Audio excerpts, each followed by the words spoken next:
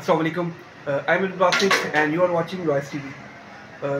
तो आज का एक मैं वीडियो बनाने का मकसद ये है कि हीट वेव क्यों होता है। अभी जो हालिया कराची में हीट वेव चल रहा है जिसके नतीजे में कई लोग जाबाक हुए हैं, उसके एक रीज़न क्या है हीट वेव का। नाज़िर, उसका सबसे मेन रीज़न हीट वेव का ये है कि कराची में रिसेंटली जो दरख्त काटे जा रहे हैं उसकी वजह कल काफ़ी हीट वेव की सूरत हाल बन रही है। और मेन रीज़न ये है कि ग्लोबल वार्मिंग जो हो रही है, मौसमियाती तब्दीली, उसका एक मेन रीज़न ये है कि उसकी वजह से ये इतनी ज़्यादा हीट वेव हो रही है।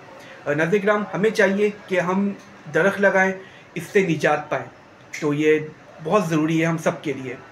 और मज़ीद इसकी तफसील के लिए इससे कैसे बचा जा सकता है और इसका हल क्या है, इसके लिए आप हमारी यूट्यूब पे जो हमारा वेब पेज है रॉयस टीवी, उस पर विज़िट करें, हमारी तफसीली वीडियो वहाँ पर देखें। इसके साथ आप अपने होस्ट अब्दुल बासित को इजाज़त दें। अल्लाह हाफ़िज़।